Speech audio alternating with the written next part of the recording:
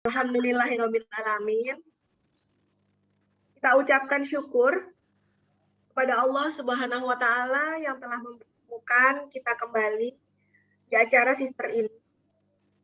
Serta sholawat dan salam tak lupa kita curahkan kepada Nabi Muhammad SAW. Mudah-mudahan kita semua mendapat syafaatnya dan selalu dalam keadaan sehat walafiat. Amin ya robbal alamin. Adapun susunan acara Sister hari ini, yang pertama dibuka dengan pembukaan, yang kedua tilawah Al-Quran oleh Almira Azura Khofani, yang ketiga pemaparan materi oleh Dr. Erlina Damayanti dengan tema pentingnya nutrisi untuk kesehatan dan kecantikan. Yang keempat tanya jawab, yang kelima pembagian door prize, dan terakhir adalah penutup. Mari kita baca, mari kita buka acara ini dengan bacaan basmalah bersama. Bismillahirrahmanirrahim. Selanjutnya agar acara ini makin membawa keberkahan bagi kita semua, mari kita dengarkan lantunan ayat suci Al-Quran dari Ananda Almira Azura Khofani. Quran Surat Al-Baqarah ayat 167 hingga 168. Kepada Ananda dipersilahkan. Assalamualaikum warahmatullahi wabarakatuh. Waalaikumsalam warahmatullahi wabarakatuh. Bismillahirrahmanirrahim. Bismillahirrahmanirrahim. Wa qala allazina taba'u law anna lana qarratan fanatabarra'a minhum kama tabarra'u minna kadzalika yurihimullahu a'malahum hasaratin 'alaihim wa ma hum bikharijina minan nar. Ya ayyuhan nasu kulu mimma fil ardi halalan thayyiban wa la tattabi'u khutuwatis syaitan innahu lakum aduwwum mubin. Shadaqallahul azim. Dan orang-orang yang mengikuti berkata, sekiranya kami mendapat kesempatan kembali ke dunia, tentu kami akan berlepas tangan dari mereka, sebagaimana mereka berlepas tangan dari kami. Demikianlah Allah memperlihatkan kepada mereka perbuatan mereka yang menjadi penyesalan mereka, dan mereka tidak akan keluar dari api neraka. Wahai manusia, makanlah dari makanan yang halal dan baik yang terdapat di bumi. Dan janganlah kamu mengikuti langkah-langkah setan. Sungguh setan itu musuh yang nyata bagimu. Maha benar Allah dengan segala firman-Nya. Wassalamualaikum warahmatullahi wabarakatuh. Waalaikumsalam warahmatullahi wabarakatuh. Alhamdulillah. Terima kasih untuk Ananda Almira. Mudah-mudahan kita semua dapat mentadabburi ayat dalam Al-Quran tersebut.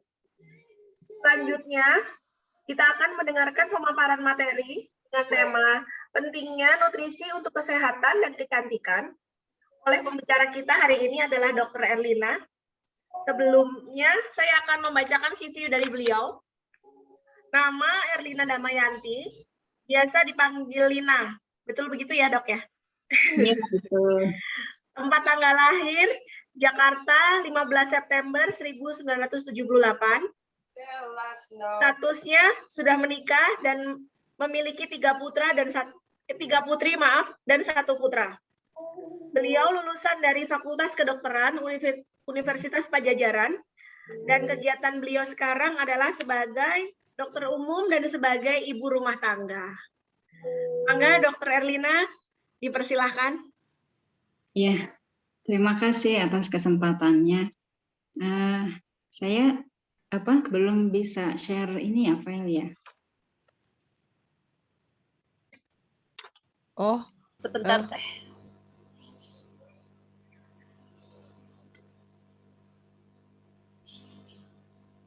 Mangga teh.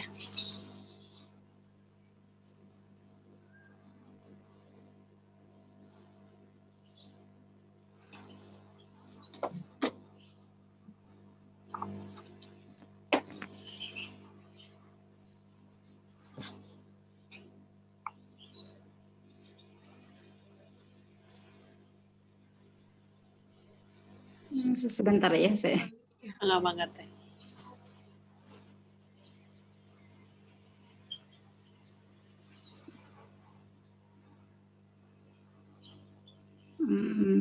Ternyata.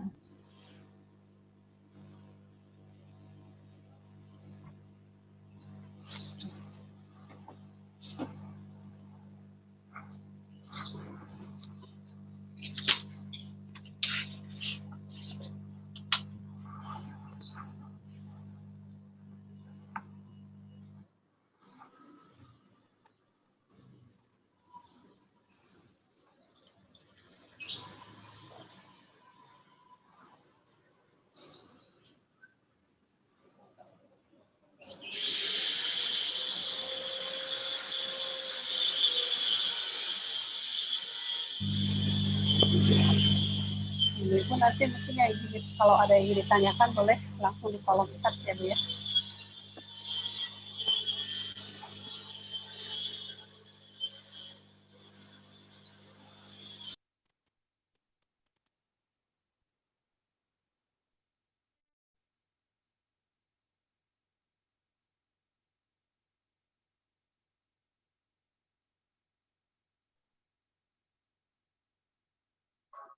Belum muncul ya? Belum teh. Atau saya coba kirim lewat WA aja ya, biar nanti mungkin ini saya pakai handphone nih kebetulan, jadi kayaknya Boleh mangga teh. saya kirim ke Bu Eva ya. Iya, mangga.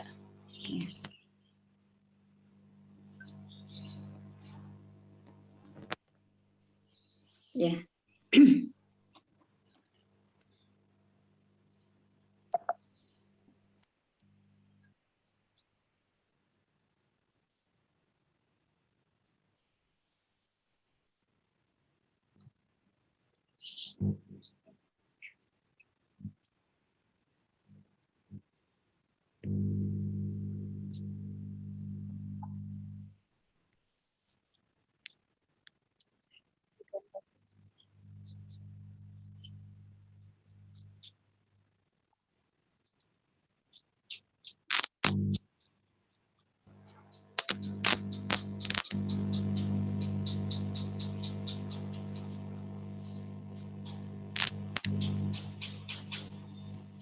Masih loading.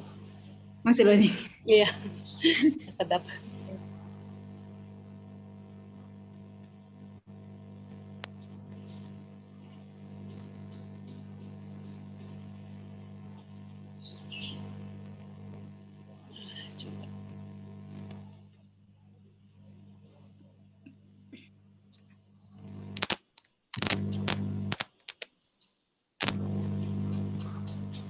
Baik, coba di-share.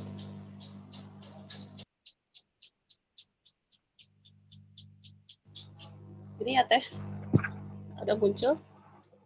Iya, betul. Ya, kita mulai ya. Bismillahirrahmanirrahim. Alhamdulillah.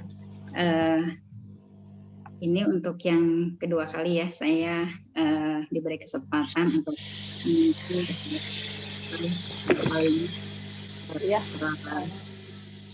Ankit dan Anteng ya Bu ya.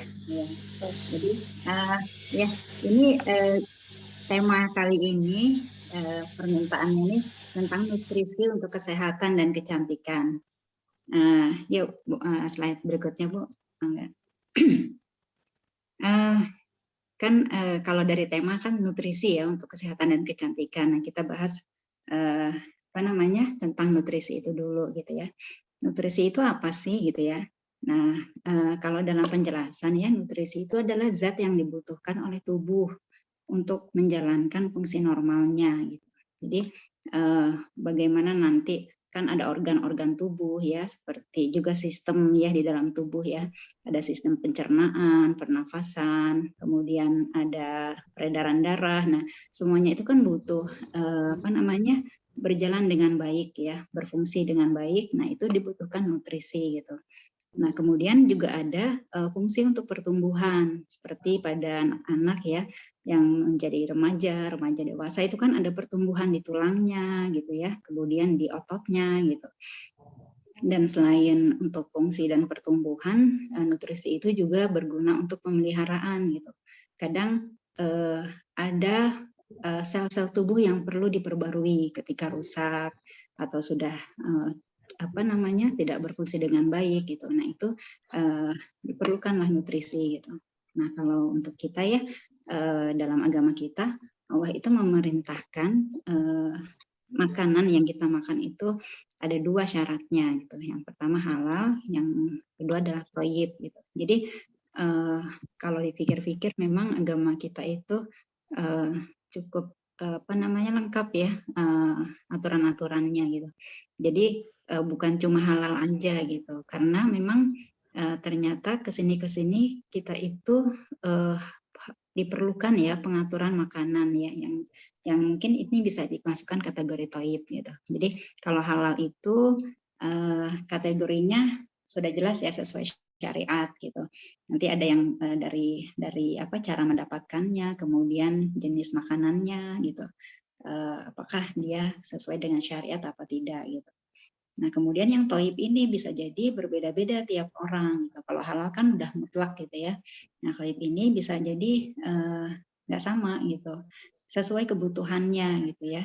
Jenisnya, jenis macamnya ya, kemudian juga jumlahnya gitu. Thayyib untuk orang yang penyakit jantung dengan yang punya penyakit diabetes bisa jadi berbeda gitu ya. Secara jenis dan jumlah gitu. Kemudian juga makanan itu kan kesini banyak sekali ragamnya ya, apalagi di era industri makanan. Banyak proses-proses pengolahan makanan itu diberikan zat-zat tambahan gitu ya. Nah itu juga mungkin perlu kita perhatikan gitu. Apakah zat itu membahayakan untuk tubuh kita atau tidak gitu. Bisa jadi itu halal gitu ya, halal, tapi thayyib tidak gitu, batasannya sebanyak apa yang bisa kita konsumsi gitu. Oke, nah, seperti halnya inilah ya, garam itu kan halal, thayyib bisa enggak gitu ya, ketika jumlahnya sedikit sesuai dengan kebutuhan dia baik gitu, tapi ketika berlebihan, nah ini jadi bermasalah, bisa menimbulkan masalah untuk kesehatan jantung kita dan pembuluh darah gitu. Ya. Kemudian nah kan nanti nutrisi ini temanya itu kan dikaitkan ya dengan kesehatan dan kecantikan gitu. Kesehatan mungkin udah sering banyak ya informasi yang didapat ya, bagaimana nutrisi itu membentuk tubuh kita supaya sehat gitu ya, tidak mudah sakit gitu. Nah, terus juga dengan cantikan gitu. Ya, yang slide yang tadi aja Bu. Yang berikutnya. Nah, kalau dengan kecantikan saya coba cari ya definisi cantik itu ternyata nggak ada yang definitif ya. Banyak sekali kesimpulan tentang cantik gitu, definisi tentang cantik gitu. Nah ini yang saya cantumkan di sini ini hasil survei nih, bukan definisi yang baku ya. Maksudnya kalau kita cari di KBBI aja, cantik itu juga nggak spesifik, dibilangnya molek apa gitu ya dan seterusnya gitu. Nah ini pernah ada hasil survei itu dari 6.460 responden di 35 kota. Kemudian yang disurvei itu usianya dari mulai 13 tahun sampai 65 tahun gitu. Ketika mereka ditanya ya tentang cantik, jadi mereka dikasih kayak checklist ya tentang cantik. Nah, 82% itu setuju yang disebut cantik itu kulit cerah dan glowing. Jadi ternyata di masyarakat kita itu masih sangat percaya ya, sangat yakin bahwa kalau yang dibilang cantik itu glowing kulitnya gitu. Makanya ini jadi sasaran industri kosmetik dan skincare gitu kan. Makanya kalau kita lihat ya skincare itu pasti tagline-nya apa sih? Misinya itu ya membuat kulit glowing gitu. Ya seperti itu. Atau juga putih gitu ya. Kalau cerah gitu ya. Cuma memang ini kan hasil survei karena nggak bisa juga ya kita bilang ini hal yang mutlak gitu. Kalau misalnya kita pakai di daerah yang memang mayoritas atau di ras ya, di ras yang memang kulitnya nggak putih, masa mereka nggak bisa sih dibilang cantik gitu ya? Misalnya kayak di Afrika, di Papua gitu ya, ras-ras Afro itu ya, Afro Amerika atau Afro Asia gitu, itu kan mereka nggak putih gitu ya. Jadi memang ya ini secara umum ya surveinya gitu. Kemudian yang kesepakatan yang kedua yang dibilang cantik itu well dressed atau berpenampilan menarik ya secara pakaiannya gitu, fashionable gitu. Nah ini 46,7% responden setuju bahwa yang namanya cantik itu harus well dressed. Tapi juga ada yang 32,3% ini setuju juga bahwa yang disebut cantik itu cerminan perasaan bahagia gitu. Nah ini udah hati ya misalnya. Ini kayak apa, inner beauty. Memang sulit ya mendefinisikan cantik itu gitu. Kalau pakai kriterianya apa penilaian Putri Indonesia gitu kan, beauty itu mereka kategorinya ada 3. Ada body, tubuh ya, kemudian mind, pikiran, akal, dan soul, jiwanya gitu. Jadi, nah ini ya boleh berikutnya nih Bu, yang slide berikutnya. Nah ini sekarang kita ambil irisannya aja gitu ya, nutrisi yang berkaitan dengan kesehatan dan cantik gitu. Cantik ini nanti kan nggak bisa ya kita pakai standar cantik itu kulitnya harus putih, hidungnya harus mancung, bibirnya harus berisi gitu. Karena itu kalau warna kulit, warna rambut, jenis rambut, dan bentuk tubuh yang seperti hidung, bibir, dan lain-lain kan itu hal-hal yang tidak bisa dimodifikasi. Dalam hal ini, kalaupun modifikasi itu apa namanya dengan bedah plastik misalnya, tapi kan itu tidak diperbolehkan ya di agama kita kalau merubah ya, kecuali dalam kondisi memang untuk kepentingan medis ya, habis kecelakaan atau apa gitu. Tapi ketika mengubah bentuk-bentuk itu yang sejauh yang saya pahamin kan dilarang gitu. Jadi kita pakai kriteria cantik yang memang secara fungsi dan tampilan itu memang sehat dan menarik ya gitu. Jadi seperti misalnya kayak bentuk tubuh, bukan body shaming ya, maksudnya gini, kan sekarang lagi musim ya, nggak boleh tuh body shaming, ngatain orang gemuk, ngatain orang kurus gitu. Memang nggak begitu gitu, tapi kita pakai patokannya itu yang supaya sehat, maka biasanya kita pakai patokan body mass index BMI atau dalam bahasa Indonesianya IMT, indeks massa tubuh. Udah pernah dengar kan ya, atau sudah pada tahu juga kan ya cara menghitungnya ya, indeks massa tubuh ini. Dan nanti ada kriterianya, boleh dicari ya nanti kriterianya itu. Apalagi dok? Nanti jadi kuis, jadi pertanyaan nanti. Ya. Kemudian nanti bisa dihitung ya boleh kalau misalnya mau dihitung, nanti hasil hitungannya itu masuk yang mana, yang normal atau yang overweight atau yang obesitas gitu. Nah kalau ini udah kesepakatan para ahli gizi dan para ahli-ahli nutrisi ya, jadi kalau kita mau dibilang sehat BMI-nya kita upayakan untuk di wilayah range yang normal BMI-nya. Jadi mulai dari 18 sampai 25. Ya, 25. Ada yang memakai 23, ada yang memakai 25. Ya, tapi kalau yang apa namanya? Apa sih namanya itu ya, yang Indonesia ya, Kemenkes, seingat saya 25 gitu.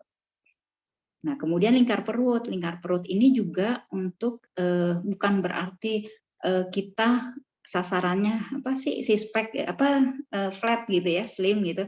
Tapi sebenarnya bukan sekedar buat tampilan, tapi kita punya hasil penelitian bahwa lingkar perut yang untuk perempuan kalau lebih dari 80 cm maka dia bisa beresiko untuk terjadi penyakit sindrom metabolik gitu. Sindrom metabolik tuh misalnya risiko untuk terjadi diabetesnya lebih meningkat, risiko untuk terjadi hipertensi lebih meningkat, kemudian juga penyakit jantung gitu.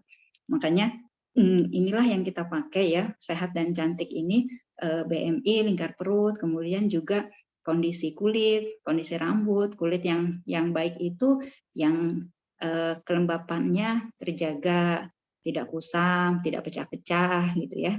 Dan kemudian kondisi rambut juga yang tidak kering gitu ya. Kemudian juga yang tidak bermasalah ya, misalnya yang kekurangan nutrisi ya biasanya kusam, warnanya juga kemerahan gitu ya. Merahnya ini bukan merahnya rambut orang bule ya, tapi ada rambut-rambut yang memang karena nutrisinya tidak tercukupi dengan baik, dia warnanya bukan hitam legam ya, tapi agak merah kusam gitu. Nah ini kriteria-kriteria yang ini sangat erat kaitannya dengan nutrisi, dengan apa-apa yang masuk ke dalam tubuh kita gitu. Ya, slide berikutnya, Bu. Enggak. Nah, ini udah pada hafal lah ya dari zaman SD, SMP, SMA nih, mau jurusan apapun kita kan disuruh menghafal ini, nutrisi yang dibutuhkan oleh tubuh.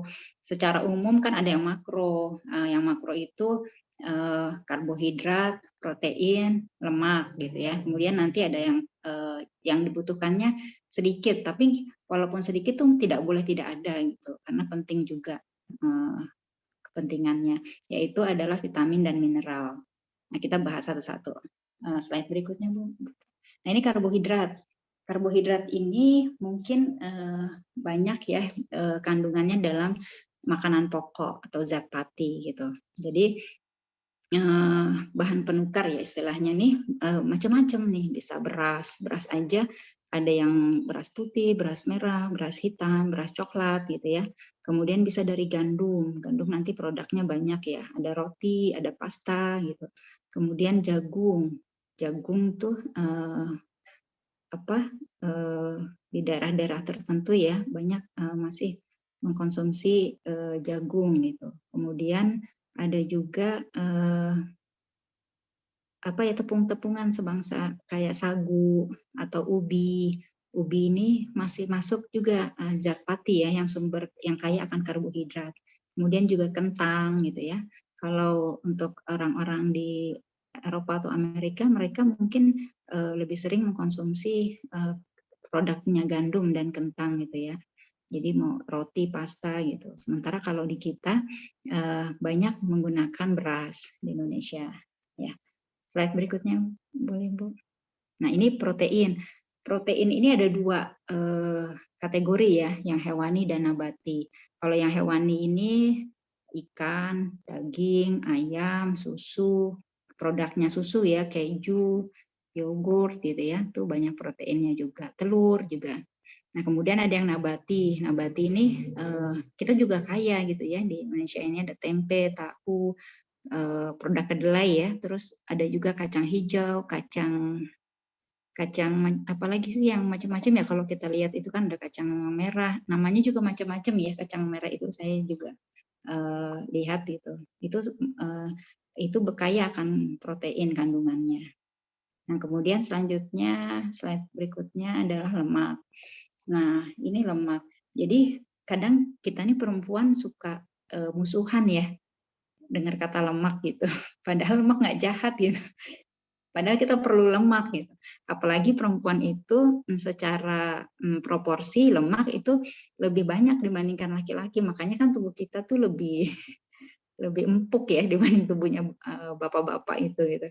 Karena lemak di kita itu memang dibutuhkan lebih banyak karena seperti kayak dia bahan baku dari hormon ya, hormon estrogen, progesteron yang di perempuan itu ada gitu ya, di laki-laki itu tidak ada, itu kan bahan bakunya dari lemak gitu.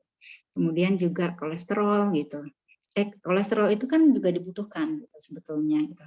Walaupun nanti memang kadarnya yang harus diperhatikan gitu. Nah, tadi karbohidrat, protein, lemak itu bahan-bahan nutrisi makro yang secara kebutuhan jumlahnya cukup banyak diperlukan gitu. Jadi kalau secara jumlah ya, karena dia ada aturannya, kalau kekurangan gimana? Akan menimbulkan masalah? Iya, akan menimbulkan masalah. kayak karbohidrat itu kalau misalnya kita kekurangan asupan karbohidrat bisa jadi kita kekurangan energi gitu. Terus juga kalau yang udah sifatnya kronis lama gitu ya, itu bisa terjadi kayak anak-anak yang marasmus ya, kayak busung lapar gitu. Itu kalau kekurangan. Kalau karbohidrat kelebihan apa bermasalah? Iya bermasalah juga, karena karbohidrat yang berlebihan itu dia akan disimpan menjadi lemak untuk cadangan energi kita itu. Jadi dia lebih banyak ditimbun jadi lemak di tubuh kita gitu. Dan akibatnya bisa timbul penyakit-penyakit yang harusnya nggak muncul gitu ya, seperti diabetes, kemudian juga kolesterol yang tak terkontrol gitu, obesitas ya, obesitas kan nanti kemana-mana larinya. Nah itu karbohidrat. Kalau protein sama, kalau kekurangan bisa jadi kayak yang kurang gizi ya, kwashiorkor gitu. Kalau kelebihan juga nanti bahaya karena nanti dia kandungan purinnya biasanya banyak protein itu ya. Nanti dia lari ke asam urat yang tinggi. Asam urat yang tinggi secara terus-menerus dan lama itu bisa membahayakan kondisi ginjal gitu. Nah, kemudian nih lemak juga. Lemak sama ya, ketika kekurangan maka nanti pembentukan hormon-hormon itu akan terganggu gitu. Nanti padahal hormon itu bekerja punya tugas sendiri gitu di tubuh kita. Otomatis nanti akan terganggu gitu. Tapi kalau berkelebihan juga nggak baik karena dia bisa menimbulkan lemak jahat ya, kalau LDL atau trigliserida yang nilainya tidak terkontrol, yang lebih dari kadar normal gitu, dan nanti efeknya ke penyakit pembuluh darah dan jantung. Ya, selanjutnya. Nah ini kemudian zat yang diperlukan tidak banyak jumlahnya, tapi tetap harus ada gitu. Tidak boleh tidak ada, yaitu vitamin dan mineral gitu. Dan vitamin ini jumlahnya banyak ya, vitamin A, vitamin B. Vitamin B itu aja ada B1, B2, B6, B12 gitu. Kemudian vitamin C, vitamin D, vitamin E, ada lagi vitamin K gitu ya. Dan mineral juga ada zat besi, ada selenium, magnesium, kemudian ada zinc gitu. Itu semuanya vitamin dan mineral ini berguna untuk mengatur metabolisme tubuh kita. Selain itu juga dia menjaga kesehatan seperti vitamin A ya untuk mata dan kulit gitu ya, kulit kita gitu. Kemudian vitamin B dia juga berguna untuk ke saraf ya, nutrisinya saraf itu sebagian ada yang ke sana. Kemudian vitamin C untuk kesehatan gusi gitu, juga kulit. Nah vitamin D juga berguna untuk membantu penyerapan kalsium di tulang-tulang kita gitu. Vitamin E ini bermanfaat juga ya untuk kulit, untuk rambut gitu. Nah sumbernya kita bisa lihat ya, ini yang gambar foto di belakang ini adalah sumber dari vitamin dan mineral, yaitu sayuran dan buah yang ragamnya banyak sekali gitu ya. Ketimbang protein dan karbohidrat, maka sumber vitamin dan mineral jauh lebih banyak secara jenis. Dan warnanya pun demikian beragam gitu ya, sayur maupun buah gitu. Nah, ya, lanjut, boleh Bu lanjut slide-nya. Nah, ini yang juga nggak boleh dilupakan gitu ya. Air ya, air itu simple banget, tapi seringkali saya melihat ya kayak pada pasien-pasien itu yang suka malas minum gitu ya, suka lupa gitu katanya gitu. Padahal kita itu butuh air gitu untuk membantu metabolisme tubuh kita gitu. Bahkan banyak ada penelitian yang mengatakan ketika kita kurang air itu bukan cuman bikin kulit jadi kering, bibir jadi kering, terus terganggu metabolisme, juga banyak yang hasilnya itu membuat tubuh lebih mudah gemuk katanya kayak gitu. Makanya kalau orang-orang yang dalam kontrol rencana diet itu ya, perencanaan makan untuk untuk mengurangi berat badan gitu, itu juga jadi satu hal yang penting gitu untuk minum. Minimal adalah 8 gelas sehari. Nah, tuh usahakan ya dari pagi sampai jam 1 kita minum 4 gelas. Kemudian dari jam 1 sampai malam kita 4 gelas lagi gitu. Ini minimal. Kalau kita melakukan aktivitas-aktivitas yang berkeringat ya, seperti olahraga atau beraktivitas di luar yang kita jadi berkeringat banyak, nah itu perlu ditambah tuh 200 sampai 300 sampai 600 mili gitu. Bahkan haus ya ketika jalan misalnya lari gitu ya, jogging atau sepedahan gitu. Nah pada ibu yang menyusui malah ditambahnya bisa lebih banyak lagi ya, 600 sampai 800 cc ya. 3 sampai 4 gelas lagi tambahannya. Ya. Yang selanjutnya, Bu. Nah, ini nih yang penting juga pola makan gitu. Pola makan ini kalau oleh nutrisionis ya, ahli-ahli gizi ini sangat ditekankan untuk klien-kliennya ya, pasien-pasiennya gitu. Pola makan ini terdiri dari 5. Yang pertama jadwal makan gitu. Kalau sejak saya dulu kuliah sampai sekarang tuh belum berubah ya.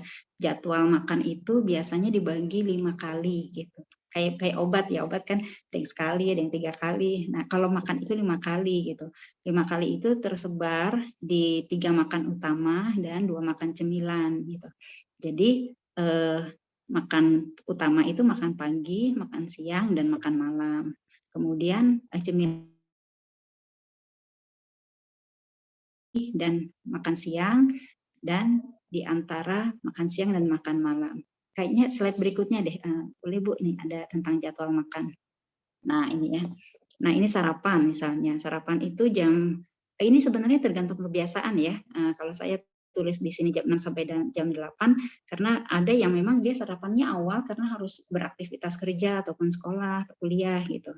Nah ini beda dengan ibu rumah tangga, mungkin kadang-kadang nunggu anak-anak berangkat baru sarapan, tapi diusahakan memang terjadwal gitu, di dalam jadwal yang seperti biasanya gitu. Jangan sampai sarapan kalau ingat gitu itu nggak dianjurkan gitu. Nah kemudian makan siang nih jam 12 sampai jam 2 misalnya, relatif ya. Yang penting kita ikuti terus jadwalnya, kita konsistenkan gitu. Kemudian makan malam jam 6 sampai jam 7 misalnya gitu. Jadi seperti waktu sholat ya yang ada jamnya, para ahli gizi juga menyarankan makan kita seperti itu gitu, supaya lebih teratur gitu dan tersebar ya sedikit-sedikit, tapi waktunya konsisten gitu. Nah untuk camilan ini misalnya biasanya disarankan tuh 2 sampai 3 jam sebelum makan berikutnya gitu. Kalau kita makan sorenya jam 6 sore ya jam 4 lah paling telat kita ngemil gitu. Nah kan memang kalau lihat seperti ini ya sangat disiplin ya istilahnya ya, untuk jadwal, untuk makan aja ada jadwalnya. Kadang kan kalau kita nih ibu-ibu tuh kayak saya juga kadang ngalamin, kayaknya saya nggak punya jadwal makan aja kalau misalnya saya ingin makan gitu kan ya gitu. Misalnya dari rumah udah sarapan, nganter anak ke sekolah, terus ada abang jualan apa ya, mang jualan apa, kita kepingin kita beli gitu. Terus sampai rumah capek, kita baca nonton TV misalnya ya, atau lihat handphone sambil ngemil, keripik atau apa gitu. Jadi itu sebetulnya bukan kebiasaan yang baik kalau menurut ahli-ahli gizi ya gitu. Jadi dan kalau misalnya orang-orang yang ingin diet ya, menurunkan berat badan atau ataupun dia mengatur makanan karena penyakit tertentu, biasanya dokter gizi atau nutrisionis dia akan kasih ini jadwal makan gitu. Di luar jadwal makan tidak disarankan makan gitu. Yang boleh hanya air putih misalnya kayak gitu. Ya, lanjut. Setelah jadwal makan nanti ada kan ada jenis dan jumlah ya, jenis dan jumlah. Nah ini yang mudahnya seperti ini ya, jenis. Jadi saya flashback dulu ya. Dulu itu kita kan waktu zaman kita sekolah kita dikenalinnya gizi itu 4 sehat 5 sempurna ya. 4 sehat 5 sempurna terdiri dari makanan pokok, lauk pauk, sayur mayur, buah-buahan, dan susu dianggap sempurna gitu. Itu dulu memang digaungkannya udah lama ya, tahun 1952 gitu ya, di mana saat itu rakyat Indonesia banyak kejadiannya kekurangan gizi gitu. Jadi yang ditekankan kan itu gitu, makan tuh harus 4 sehat 5 sempurna supaya angka kekurangan gizi itu menurun atau bahkan tidak ada gitu. Tapi kesini nggak cuma di Indonesia ya, slogan itu banyak dipakai juga di luar. Berubah tuh masalah gizinya, banyak orang obesitas gitu. Karena cuma mikir yang penting makan ada karbohidrat, ada itu ya makanan pokok, makanan apa namanya protein, telur pauk, kemudian sayuran dan buah. Jumlahnya nggak pernah ditekankan harus berapa gitu. Nah, itu yang jadi masalah. Ternyata konsumsi karbohidrat tuh sangat berlebih gitu ya untuk orang-orang tertentu gitu. Nah, kalau kita lihat aja deh misalnya kalau kayak makanan-makanan franchise atau yang fast food ya, misalnya ayam KFC atau yang lokalnya Sabana, BBB gitu ya, ayam berkah bersih berkah ya, pokoknya itu kan biasanya kalau kita lihat sediaannya tuh cuma nasi dan ayam udah gitu ya. Kalau kayak KFC juga begitu, McD gitu ya, ada sayurannya tapi dikit banget gitu ya, ketimbang rotinya, kemudian ada kentang gorengnya gitu, itu jauh lebih banyak. Nah itu yang akhirnya menimbulkan masalah banyak orang tingkat obesitas tuh meningkat dengan cepat gitu di kota-kota besar, apalagi dengan aktivitas fisik yang minimal gitu. Akhirnya panduan yang terbaru sekarang nih udah nggak dipakai lagi tuh 4 sehat 5 sempurna, tapi namanya adalah pedoman gizi seimbang. Pedoman gizi seimbang kita tuh nanti ada slogannya tuh dari Kemenkes ya, Gerakan Masyarakat tentang Isi Piringku. Mungkin ini juga mengadopsi ya dari tren-tren gizi di luar ya. Kalau di luar nih di Amerika istilahnya My Plate Planner gitu. Kalau di Kemenkes isi piringku gitu. Kurang lebih isinya sama ya kayak gini. Jadi piring kita itu yang lingkaran itu kita bagi dua, setengahnya itu harus diisi sayur dan buah gitu. Isinya sayur dan buah. Kemudian setengahnya lagi, nah itu dibagi dua seperempat, yaitu isinya adalah makanan pokok ya, karbohidrat itu misalnya nasi boleh, kentang boleh gitu. Yang lainnya ya, yang roti gitu. Dan yang seperempatnya adalah lauknya gitu. Boleh daging, ayam atau ikan gitu. Malah kalau di kanan bawah tuh ya, kalau bisa dilihat lebih jelas tuh yang di kolom hijau ya, itu tuh dikasih gambaran nih untuk daging ya, setelapak tangan kita tanpa jari besarnya kayak gitu, itu jangan lebih gitu, kurang lebih segitulah gitu ya. Kemudian nasinya sekepalan tangan kita gitu, sekepalan, jangan lebih. Kalau misalnya mau nambah, pokoknya jumlahnya harus kepalan totalnya gitu. Kemudian, nah ini kalau orang Barat ya, orang Amerika, orang Eropa, mereka kan sering konsumsi keju. Kejunya dibatasin jangan lebih dari ukuran ibu jari. Nah, kemudian kalau pakai selai kacang, jangan lebih dari seujung jempol gitu ya, sekuku jempol gitu. Nah, ini intinya sih ini ya. Jadi, nah untuk besaran piringnya ini akan relatif gitu. Siapa yang makan gitu. Kalau yang makan anak-anak, mungkin piringnya akan lebih kecil. Kalau misalnya pekerja keras ya, pekerja bangunan, buruh, bisa jadi piringnya lebih besar gitu.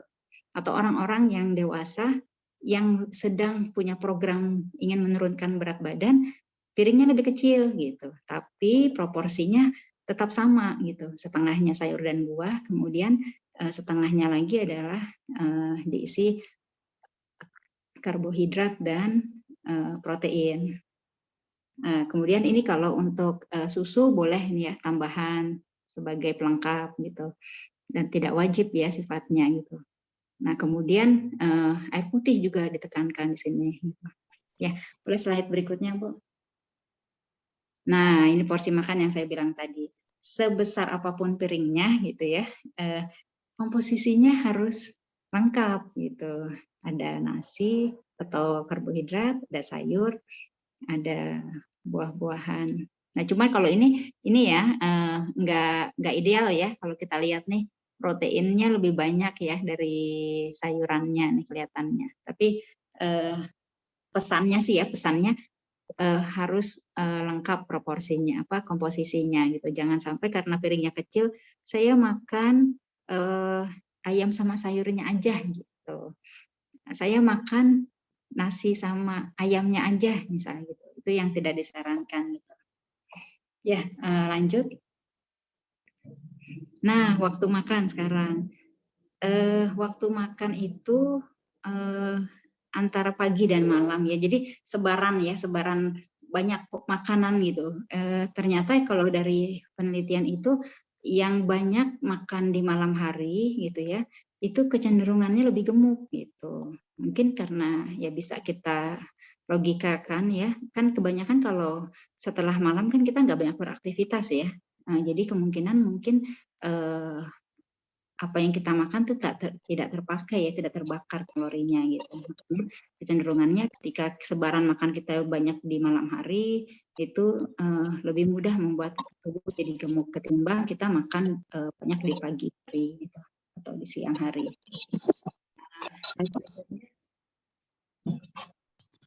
Nah, ini cara makan.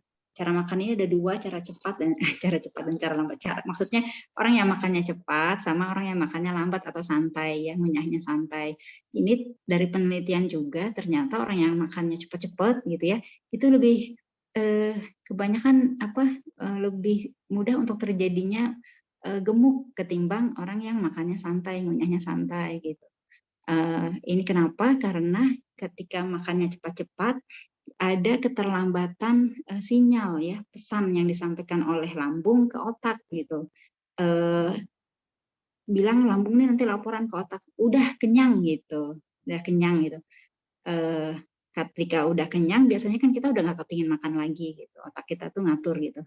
Nah kalau orang yang makannya cepat tuh dia udah makan banyak gitu ya, terus baru pesannya itu sampai ke otak ketika udah diisi banyak, namanya juga makannya cepat gitu. Kalau orang santai karena yang makannya santai ya baru sedikit tapi pesannya juga sama-sama udah nyampe, jadi ada selisih makanan yang dikonsumsi itu kalau dihitung-hitung sehari itu bisa 300 kalori katanya dengan perbedaan cara makan gitu. Nah, kebanyakan kalau 300 kalori sehari 10 hari itu udah 3.000 kalori ya 10 hari. Kalau setahun tuh udah berapa ya kalori yang bedanya itu. Nah, itu kan nanti kalau misalnya kalori itu tidak dipakai untuk beraktivitas, dia akan tertimbun tubuh untuk jadi lemak. Seperti itu, makanya lebih mudah untuk jadi gemuk. Slide berikutnya. Nah, udah selesai ternyata. Ya, itu ya mungkin yang bisa saya paparkan gitu. Jadi kalau hasil saya baca-baca ya, untuk menjadi tubuh sehat dan cantik itu sebetulnya yang penting buat kita adalah pentingnya melengkapi piring kita dengan berbagai macam komposisi yang disarankan, dan kemudian juga pilihlah beragam jenis makanan. Misalnya ketika makan sayur gitu, usahakan yang jangan cuma sukanya bayam-bayam terus gitu, tapi justru harus bervariasi gitu. Lebih bagus kalau bisa berwarna-warni, ada bayam, ada wortel, kemudian ada brokoli, kembang kol gitu. Itu akan memperkaya vitamin yang akan masuk ke tubuh kita, termasuk nanti sumber vitamin-vitamin itu juga merupakan bahan untuk antioksidan ya di tubuh kita gitu, dan pembentuk hal-hal yang dibutuhkan oleh tubuh kita gitu, seperti antioksidan, kolagen dan lain-lain. Mungkin itu saja ya yang bisa saya sampaikan, lebih kurangnya mohon maaf. Saya kembalikan lagi ke pembawa acara.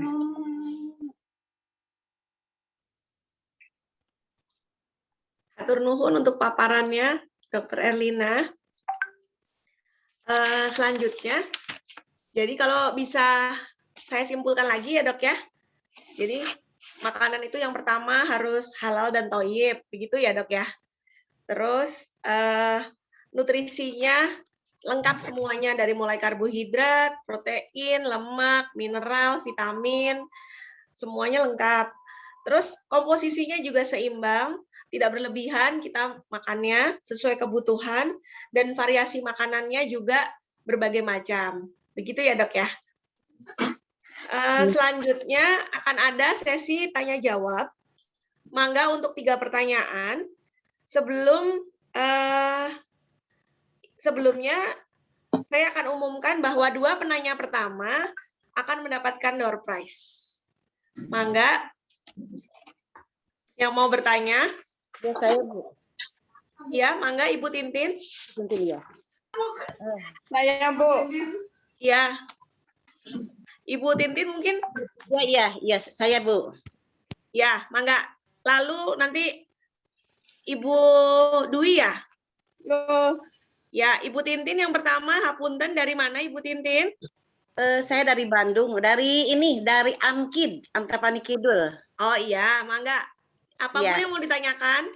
Yang ditanyakan, bagaimana caranya supaya makanan yang beragam itu seperti sayur-sayuran bisa disenangi oleh anak-anak, karena cucu saya sangat kurang sekali untuk memakan sayur-sayuran yang beragam itu. Ya itu saja dok, terima kasih. Ditampung dulu pertanyaannya ya dok ya? Baru nanti dijawab. Mangga, siap. Ya, terima kasih. Iya, makasih Bu Tintin. Bu Dwi, mangga Bu Dwi. Iya, mau nanya dok, makanan apa, vitamin apa yang cocok buat apa itu namanya? Anak saya itu kan rambutnya itu kan pada rontok banget dan usia masih muda teh udah keluar uban gitu 1-2 gitu. Itu kira-kira nutrisi apa ya dok ya yang cocok gitu, makanan atau vitamin atau apa gitu buat mereka? Siap. Sudah, hatur nuhun Bu Dwi. Ada lagi? Mangga yang lain ada lagi? Sudah ya? Saya aja deh. Ya. Mau tanya Bu Pin. Ya, mangga Bu Eva, mangga. Saya tuh pernah dengar kalau misalnya rasa lapar itu bukan hanya sinyal dari memerlukan makanan gitu dok. Katanya sinyal dari rasa haus gitu. Apa itu benar? Itu aja.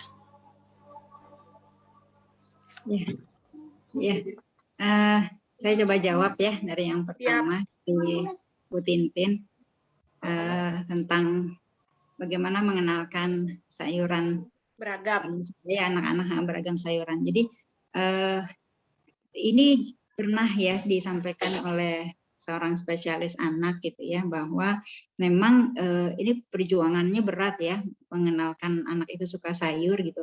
Dimulainya memang dari sedini mungkin gitu, dari dia belajar makan gitu, dari mulai 6 bulan sebetulnya gitu. Jadi dari sejak 6 bulan disarankan memang dia dikenalin gitu sayuran dengan rasa aslinya gitu. Misalnya ketika kita kenalin brokoli yang dikukus, maka kita kasih brokoli aja gitu, jangan dicampur kentang, jangan dicampur apa, supaya dia mengenal. Ketika mengenal, maka akan tersimpan dalam memorinya. Oh, ini rasa brokoli gitu kan. Sebetulnya mereka harusnya nggak milih-milih ya, karena waktu itu belum kenal tuh rasa es krim kayak gimana kan belum tahu ya. Jadi yang penting dia tahu dulu gitu. Begitu juga ketika kenalin wortel dan sebagainya gitu. Dan jangan sampai ketika kita baru sekali kasih makan ke anak, terus anaknya lepeh, kita langsung menyimpulkan, oh dia nggak suka gitu. Dia nggak suka brokoli, dia nggak suka sawi misalnya. Pas dikasih wortel, oh dia suka gitu. Nah, ini juga tidak boleh langsung menyimpulkan terlalu cepat tentang anak ini suka atau tidak gitu, karena sebetulnya rasa suka ini bisa dikondisikan ya, rasa ya. Kalau rasa itu kan bisa kita pelajari sebetulnya, yang kita biasakan gitu. Nah, kalau dokter anak itu menyarankan minimal 14 kali kita kenalin gitu ke anak itu satu jenis makanan kalau dia memang nggak suka gitu, sampai mungkin dia terbiasa gitu. Bisa jadi nanti ada makanan-makanan yang dia tuh suka banget, cepat makannya, ada yang nggak terlalu suka, jadi lama, tapi dia nggak nolak gitu. Nah, itu jadi perlu ketelatenan yang luar biasa ya untuk mengenalkan makanan kepada anak-anak ini gitu. Jadi, dan yang penting juga anak itu sebetulnya melihat apa yang orang makan di sekelilingnya gitu. Kalau dia lihat orang tuanya, kakaknya nggak pernah makan sayur, dia juga nggak akan tergoda untuk makan sayur, nggak akan penasaran makan sayur gitu. Makanya apa sih cara makan itu tuh habit makan tuh menular dari lingkungan gitu. Suka ada salah kaprah kan ya, misalnya ini saya gemuk soalnya saya turunan gemuk, orang tua saya gemuk, genetik saya gemuk gitu. Padahal sebetulnya bukan gennya gitu ya, tapi lingkungannya gitu. Ketika orang tuanya senang ngemil, anaknya juga ngelihat, anaknya juga terbiasa untuk ngemil kayak gitu ya, tentang beragam sayuran untuk anak. Kemudian yang kedua, nutrisi untuk ini ya, orang yang untuk anak yang mungkin rambutnya kelihatan kusam gitu. Ya itu tadi aja Bu, yang penting Bu Dwi ya, isi piring itu tuh, isi piring tadi nanti coba dilihat gitu. Mulai dari situ aja. Jadi usahakan makan pagi, siang dan malam. Piringnya tuh komposisinya sesuai yang gambar tadi. Setengahnya tuh sayur dan buah, setengahnya lagi nasi dan lauknya gitu. Selama kita konsisten, apalagi kita memperkaya warna di sayuran gitu ya, dan buah, insya Allah nanti kebutuhan vitamin mineral kita akan terpenuhi gitu. Nggak perlu suplemen, kalau bahkan seperti itu tuh dokter gizi bilang cukup dengan makan sayur sehari 3 kali minimal dan buah 2 kali, itu udah biasanya udah terlengkapi gitu ya, tercukupi kebutuhan vitamin dan mineralnya. Ya, kemudian yang ketiga Bu Eva ya, sinyal. Iya benar. Jadi otak itu banyak menerima sinyal dari macam-macam ini kita ya, tubuh kita ya, rasa lapar, rasa kenyang, rasa haus gitu, termasuk juga sakit, itu tuh bisa otak tuh menerima sinyal itu gitu. Nah, cuman kadang-kadang kita itu suka abai, kayak lapar aja ya. Orang-orang tertentu itu sering banyak juga yang mengabaikan rasa lapar sehingga akhirnya jadi nggak sensitif lagi tubuhnya ngerasa lapar. Karena mungkin dia terlalu sibuk, stres atau apa, akhirnya dia suka lewat tuh jam-jam makan gitu. Dan nanti mulailah timbul sakit mah dan lain-lain gitu. Ya, jadi memang kalau secara natural tubuh kita itu memang punya sistem yang yang sebetulnya dalam menjaga kebaikan keberlangsungan metabolisme tubuh gitu. Jadi berusaha sistem itu sebetulnya ada alarmnya kapan kita kekurangan supaya kita menambah gitu ya, memasukkan gitu kebutuhan kita, mau dia makanan, minuman gitu, atau istirahat ketika kita capek gitu ya. Kapan kita mencukupi gitu. Kalau udah kenyang ya udah gitu. Seperti itu ya mungkin. Mudah-mudahan bisa menjawab pertanyaan.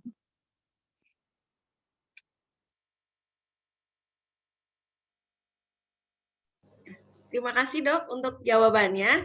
Ini kebetulan ada yang menanyakan juga lewat kolom chat. Yang pertama ada yang menanyakan soal bagaimana dengan porsi untuk ibu hamil dan menyusui, serta nutrisi yang baik untuk dikonsumsi. Terus yang kedua dari Ibu Kasmiati ini bertanya nih, anak saya sudah kuliah dan sepertinya banyak tugas yang membuat stres dan begadang. Nutrisi apa ya yang bisa membantu begitu Dok? Nah ada tambahan 2 pertanyaan lagi. Iya, yang untuk ibu hamil ya, sebetulnya kalau ibu hamil dia itu hampir sama kebutuhan nutrisinya, cuma nanti dia ada tambahan secara jumlahnya lebih banyak. Dan juga jadi karbohidrat yang dibutuhkan lebih banyak gitu ya. Tapi itu juga nggak dari awal, nggak trimester awal gitu. Biasanya nanti masuk trimester kedua gitu ya. Apalagi ketiga itu akan jumlahnya jauh lebih banyak gitu. Untuk kebutuhan protein dan karbohidratnya juga mineral. Jadi zat besi itu nanti biasanya akan dipantau ya oleh dokter kandungannya ya, diperiksa HB-nya berapa gitu. Ketika nanti ditemukan, oh ini HB-nya rendah, misalnya tidak ngejar dari makanan, ya mau nggak mau dikasih suplemen zat besi gitu. Jadi yang penting tadi yang kayak piring tadi komposisinya, cuman jumlahnya lebih banyak gitu. Biasanya nanti kalau dibilang cukup tidaknya nanti terpantau kok dari ketika kita kontrol ya, nanti kelihatan nih ukuran bayinya sesuai dengan berat dan umurnya enggak. Kalau misalnya sesuai, nanti biasanya ya akan terusin aja gitu. Tapi kalau itu kan ini ya untuk beratnya aja gitu. Tapi kalau kita mau lebih baik, yaitu sayur buahnya juga harus diperhatikan gitu. Itu ya untuk ibu hamil. Kemudian yang ketika ini ya mahasiswa dia stres, kemudian juga sering begadang, nutrisinya apa yang cocok? Yang sebetulnya nggak ada sih, nggak ada nutrisi khusus orang begadang itu nggak atau orang stres gitu. Sebenarnya sama aja gitu, semuanya sama aja. Cuma memang uniknya tubuh kita. Karena tubuh kita ya itu holistik gitu ya, ada mind, ada mind, ada soul, ada body gitu, dan itu semuanya harus harmoni gitu ya untuk mencapai kesehatan yang paripurna gitu. Ini nggak pernah bisa dilepas ya saran-saran untuk sehat itu. Pertama gitu ya, nutrisi yang baik. Kedua, istirahat yang cukup gitu. Yang tiga, nanti melakukan olahraga yang optimal gitu.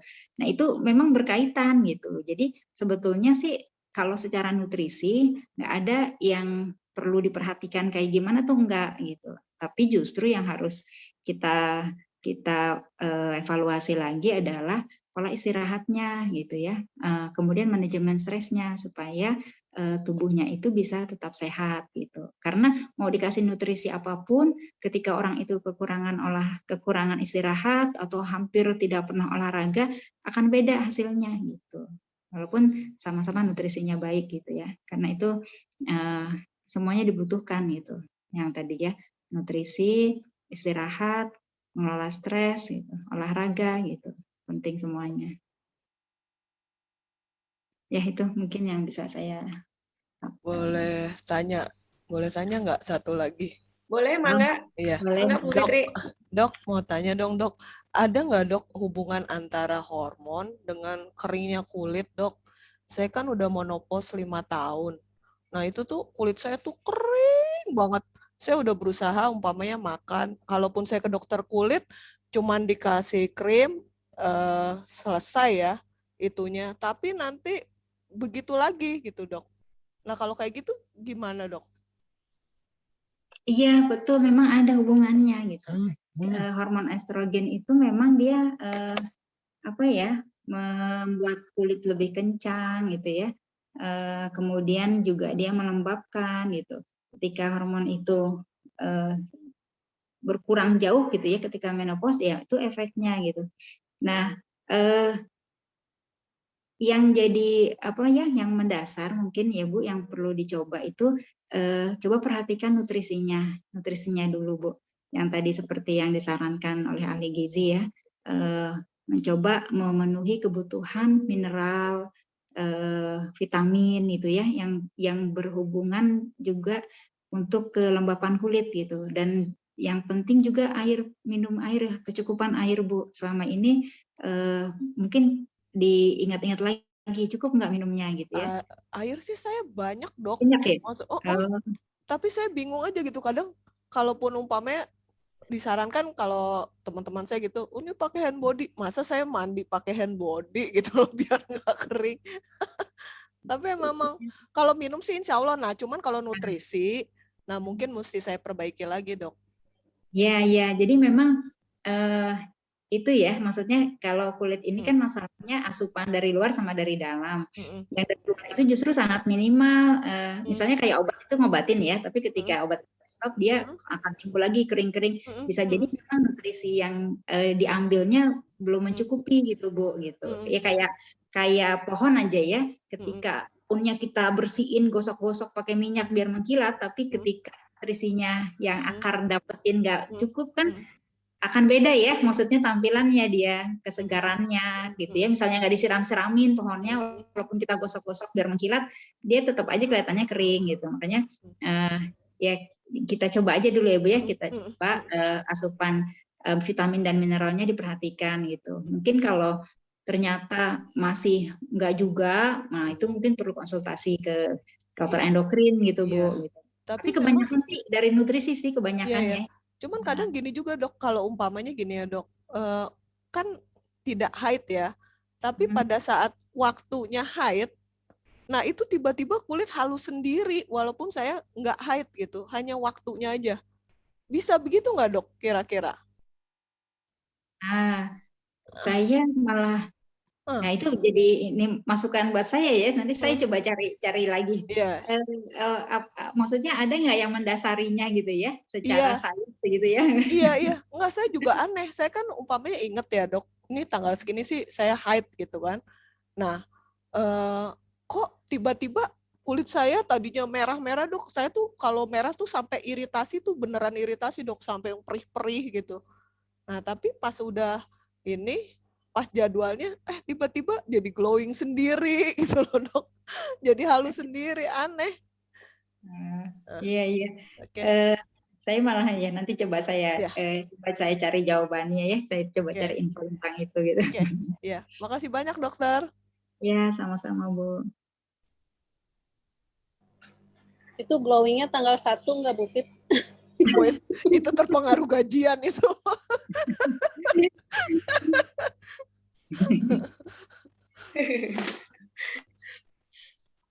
Sudah ya Dok ya? Iya.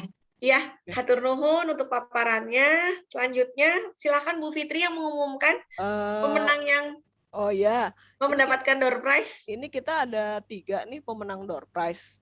Jadi kategorinya itu untuk yang hadir pertama dan 2 penanya pertama. Jadi ini sih saya catat, di sini ada tulisannya Agus Komar ya. Ini ibu atau bapak ini? Halo? Ya, itu 1. Terus yang kedua Ibu Tintin, yang ketiga Ibu Dwi. Mohon untuk meninggalkan nomor telepon di chat atau bisa sekarang disebutkan aja di kirain nomor rekening. Kirain nomor rekening. Kirain nomor rekening. Tenang Bu, nanti saya kirim emas Bu. Mas Aris. Jangan dong Bu, itu emasnya cuma ada 1. Mas Aris. Ya, oke Bu Dwi saya tahu. Bu Tintin bisa minta nomor teleponnya Bu? Ya boleh, 081. Iya. 221. Iya. 603. 603. 120. Berapa Bu? 120. 120. Saya ulang ya Bu. Mangga. 0812. Ya. 2160. Ya. 3120. Ya, betul. Oke, Bu Dwi saya tahu. Ini Pak Agus Komar ini ibu apa bapak nih? Pak, bisa ninggalin nomor telepon, Pak? Halo. Nggak di-mute tuh sepertinya beliau, iya, Bapak Agus Komar. Iya, nggak di-mute. Atau tapi, Ibu Agus. Iya, tapi ini nggak ada suaranya. Halo. Mungkin untuk cadangan, Bu Fit, kalau misalnya iya. Kalau misalnya Pak Agus nggak ada meninggalkan nomor telepon, nanti iya. Jadi kita gimana nih Bu? Ditambah siapa? 1 aja ya. Oke. Penanya ke berapa? Bertanya di kolom chat. Oh, ada 2 nih Bu yang chat. Iya, boleh itu aja ya, nanti salah satu ya. Yang pertama Ibu Momfi, ya. Ya, bisa minta nomor teleponnya, Bu? Ini nama lengkapnya siapa, Bu? Saya Vega. Oh, oke. Bu Vega, nomor teleponnya Bu. 0811 Oke. 3567899. 3567899. Saya ulang ya Bu. 0811 3567899. Iya, benar. Benar ya? Oke. Iya. Oke Bu, nanti saya hubungin ya Bu untuk kirim door prize-nya. Ya, tur nuhun. Iya, sama-sama Bu Vega. Oke, kayaknya udah selesai ya. Sudah? Iya. Hatur nuhun untuk waktunya, Dr. Erlina, dan untuk para penanya. Hatur nuhun semuanya. Mari kita tutup majelis ini dengan bacaan hamdalah, alhamdulillahirabbil alamin, dengan bacaan istighfar, astagfirullahaladzim, lalu dengan doa penutup majelis. Bismillahirrahmanirrahim. Subhanakallahumma wa bihamdika asyhadu an la ilaha illa anta astaghfiruka wa atubu ilaik. Hatur nuhun semuanya.